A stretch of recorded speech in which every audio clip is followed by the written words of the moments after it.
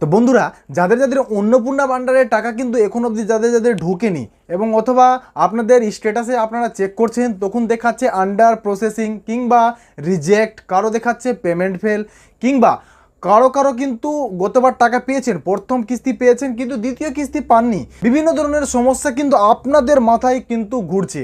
কি করে এই সমস্যা থেকে সমাধান পাবেন দেখুন পুরোটা ভিডিওটা, না হলে কিছু বুঝতে পারবেন না। এবং আমাকে ফলো না করে থাকলে অবশ্যই ফলো করে নেবেন এরকম মোটিভেট ভিডিও পাওয়ার জন্য। তো বন্ধুরা, যাদের যাদের কিন্তু টাকা এখন অবধি ঢুকেনি তাদের কিন্তু মাননীয় মুখ্যমন্ত্রী শুভেন্দু অধিকারী কিন্তু বলে দিয়েছে 30 তারিখ পর্যন্ত তাদেরকে ওয়েট করতে হবে, কেন কি ভেরিফিকেশনের ব্যাপারটা আসছে এবং ভেরিফিকেশন করতে কিন্তু এত মানুষ আছে, আর ভেরিফিকেশন কিন্তু মানুষই করে, ঠিক আছে, কম্পিউটার যে চালায় কিন্তু মানুষই চালায়।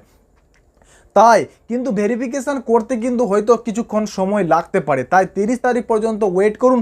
তবুও যদি আপনার টাকা কিন্তু ব্যাঙ্ক অ্যাকাউন্টে ঢোকে না, ঠিক আছে, তবুও কিন্তু আপত্তি জানানোর জন্য কিন্তু যে অন্নপূর্ণা ভান্ডারে যে পোর্টালটা লঞ্চ করা হয়েছে সেই পোর্টালে কিন্তু আপনারা আপত্তি জানাতে পারবেন। অর্থাৎ আপনাকে কিন্তু নতুনভাবে কোনো ফর্ম ফিল আপ করতে হবে না, সেখানে আপত্তিজনক অর্থাৎ আপনার কেন টাকা ঢুকছে না এবং আপনার এই স্ট্যাটাসের অবস্থা কি আছে সেটার স্ক্রিনশট নিন এবং সেই অপশানটাকে আপনারা ওইখানে গিয়ে আপত্তি জানান যে আপনার কি কারণে কি দেখাচ্ছে যে আপনারা টাকা পাননি। অবশ্যই আপনি যোগ্য প্রার্থী হলে কিন্তু অবশ্যই আপনার অ্যাকাউন্টে টাকা কিন্তু অবশ্যই ঢুকবে, তাই কিন্তু নতুনভাবে ফর্ম ফিল আপ করতে কিন্তু হবে না। কিন্তু 30 তারিখের আগে কিন্তু কেউ ফর্ম ফিল আপ করবে না, অর্থাৎ আপত্তি জানাবেন না। 30 তারিখ পর্যন্ত আপনারা ওয়েট করুন, যার যার ব্যাঙ্ক অ্যাকাউন্টে টাকা ঢুকে যাবে। এবং যদি তবুও যদি 30 তারিখের মধ্যে আপনাদের ব্যাঙ্ক অ্যাকাউন্টে টাকা না ঢুকে তাহলে কিন্তু 30 তারিখের পরে যে পোর্টাল লঞ্চ করা হয়েছে আপত্তি, সেখানে আপনারা আপত্তি জানাবেন, ঠিক আছে, কি কারণে আপনার টাকা ঢুকছে না স্ক্রিনশট দিয়ে দেখবেন, তারা ভেরিফাই করবে, ভেরিফাই করার পর কিন্তু আপনাদের 100% কিন্তু টাকা আপনার ব্যাঙ্ক অ্যাকাউন্টে ঢুকে যাবে। অন্যথা ভুল ভ্রান্তি খবর কেউ ছড়াবেন না, যেখানে সেখানে আন্দোলন করার কিচ্ছু ব্যাপার নাই বন্ধুরা।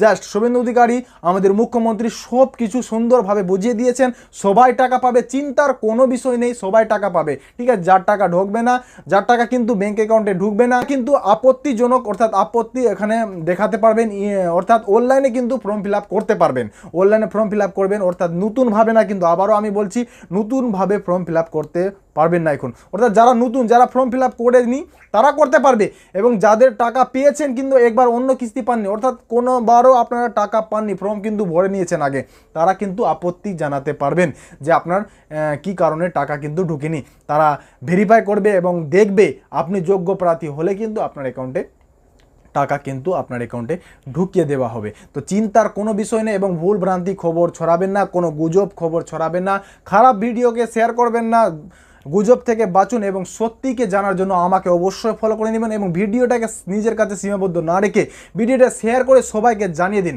যাতে সত্যি খবরটা সবার কাছে পৌঁছায়।